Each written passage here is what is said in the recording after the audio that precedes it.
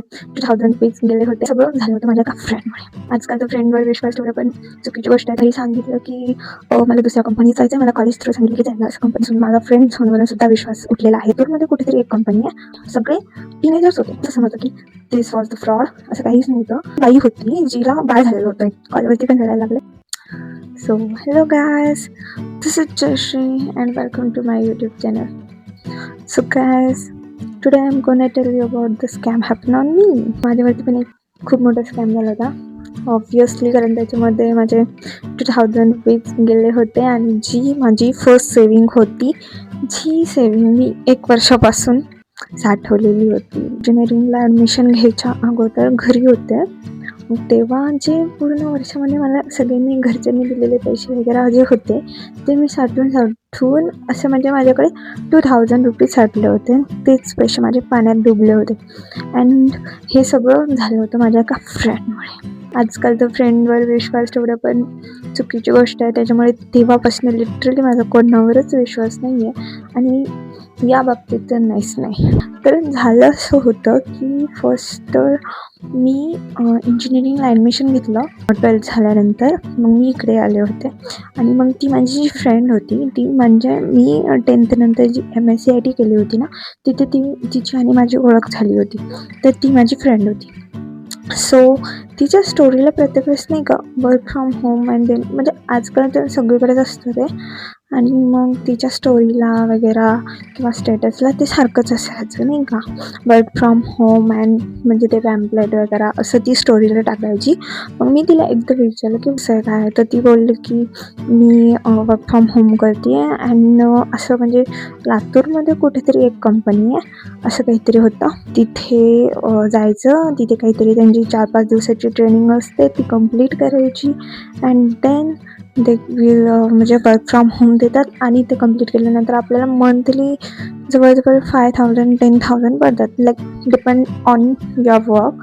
So मी म्हटलं ठीक आहे. मी तेव्हा तिला काहीच बोलली नाही. परत मी आणखीन काही दिवसांनी तिला विचारलं की रिअली तू हे खरंच करते आहेस का, तर ती बोलली हो मी करते आहे. तर मग मी तिला हे पण विचारलं की तिथे म्हणजे कसं आहे, म्हणजे लाईक काय वर्क असतं, तर ती बोलली लॅपटॉपवरती वर्क असतं आणि आत्तापर्यंत तिला पण पैसे भेटून गेलेले आहेत आणि ॲक्च्युअलमध्ये तिला एकही रुपया भेटलेला नव्हता. पण तिने माझ्याशी खोटं बोलली की भेटलं होतं. ठीक आहे, तर ती बोलली की मला भेटलं होतं. मग देन मी तिला म्हटलं की ठीक आहे मला पण जॉईन करायचं. तर तिने मला असं सांगितलं की ठीक आहे, तर तुला लातूरला जावं लागेल त्याच्यासाठी, त्यांची बॅच सुरू होईल, मग तेव्हा तुला तिथे ₹2000 पे करायचे. असं वाटलं की ठीक आहे ती कंपनी असेल तिथे जायचं. 5-6 दिवस सांगत असतील की काय वर्क असतं काय असतं असं तसं, आणि मग नंतर वर्क फ्रॉम होम असेल. मग मी म्हटलं ठीक आहे जमेल. घरी सांगितलं की मला दुसऱ्या कंपनीत जायचं आहे, मला कॉलेज थ्रू सांगितलं की जायला असं कंपनीत, कारण मी सांगू शकत नव्हते घरच्यांना बिकॉज नाही का डर थोडा बहुत तो होता है. हे माझ्या दादाला माहिती होतं, मी त्याला हे सगळं सांगितलं होतं. तो पण बोलला ठीक आहे. मग मी गेली.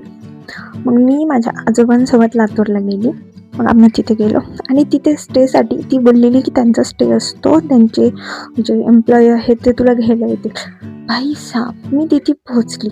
फर्स्ट एम्प्लॉय सगळे टीनेजर्स होते. टीनेजर्स म्हणजे माझ्या ह्याचे like 18, 19, 20 18, 19, 20, 21 up to this age, आणि सगळ्यांनी आपले फॉर्मर्स घातले होते. मला डाऊट आला फर्स्ट की लाईक असं कसं काय नाही का, आणि कंपनी वगैरे अशी छोटेसंच होतं, म्हणजे असं कसं काय असू शकतं. सो मी असा विचार केला की ठीक आहे असेल. मग मी गेली.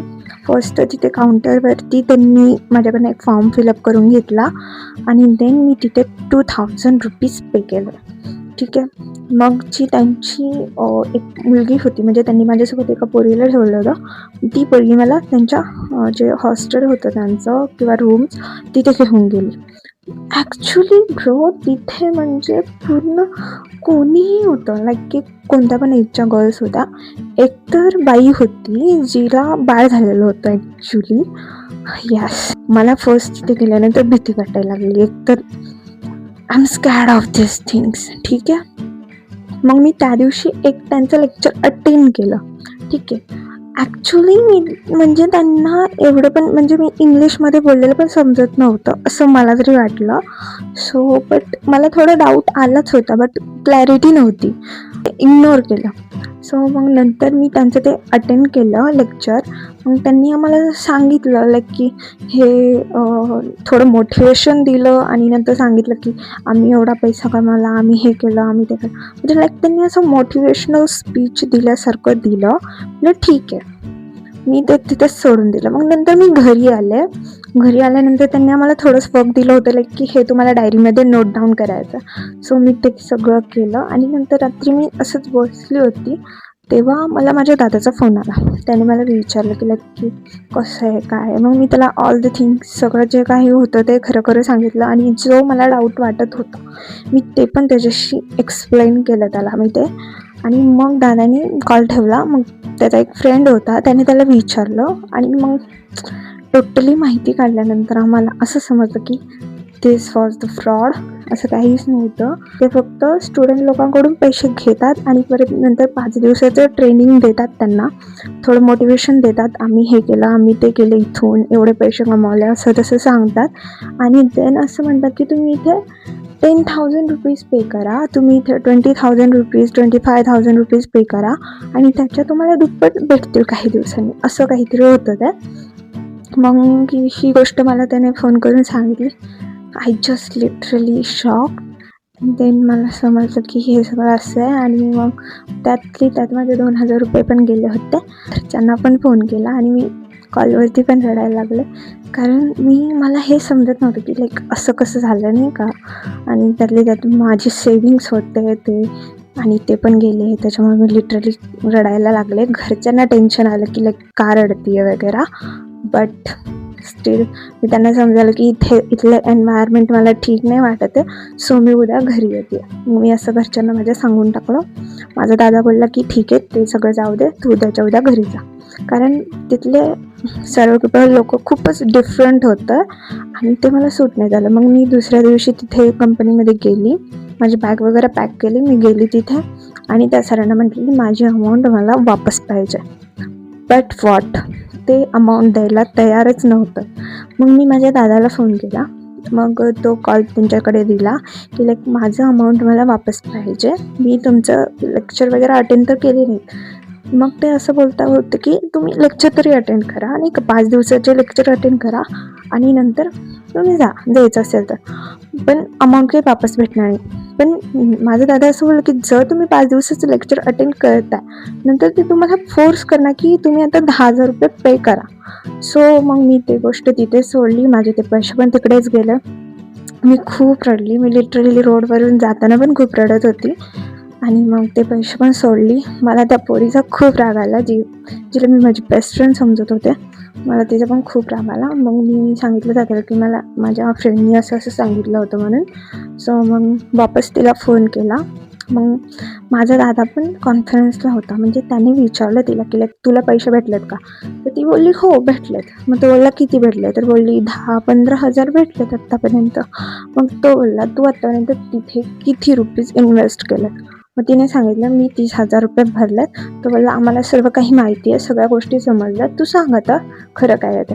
सो तिने सांगितलं की मी आत्तापर्यंत 30,000 रुपये भरलेत आणि त्यातले मला काहीच पेमेंट भेटलेलं नाही आहे. तिने खोटं बोलली की मला 10-15,000 रुपये काय भेटलेत म्हणून खोटं बोलली ती. ॲक्च्युली आम्ही तिला खूप सुनावलं. लाईक असे फ्रेंड्स असतात म्हणून मला इतका राग आला. मी त्या पोरीला खूप काही बोलली. पण कसं असतं आता एकदा झालेली गोष्टच वापस होणार नाही. सो ते गोष्ट तिथेच संपली आणि मग मी परत तिचा नंबर पण ब्लॉक करून टाकला. पण तेव्हापासून माझा फ्रेंड झोनवरून सुद्धा विश्वास उठलेला आहे. कारण कुठल्याही बाबतीत कोणावर जर ट्रस्ट आपण फ्रेंड्स लोकांवरती डोळे झाकून ट्रस्ट करतो. पण काही लोक असतात जे आपल्यासोबत असे वागतात की म्हणजे खरं एक होतं आणि त्या पोरीने मला फसवलं. बिकॉज मला फसवल्यामुळे तिला त्याची काहीतरी 1% या 2% अमाऊंट भेटणार होती. सो तिने मला फसवलं. सो तेव्हापासून माझा कुठल्याही फ्रेंड्सवरती विश्वासच नाही आहे आणि आय होप तुमच्यासोबत जर असा स्कॅम झाला असेल तर कमेंट करा. आणि जर नसेल झाला तर प्लीज असं कोणी काही बोलल्यानंतर पण त्याच्या जाळ्यात अडकू नका. खूप काही असू देत, म्हणजे ती तुमची बेस्ट फ्रेंड असू दे, तो तुमचा बेस्ट फ्रेंड असू द्या, अदर कोणीही असू द्या, बिकॉज त्याच्यात माझी सेविंग गेली होती. यस. सो जर तुम्हाला व्हिडिओ आवडला असेल तर लाईक करा, सबस्क्राईब करा. Tata, bye bye.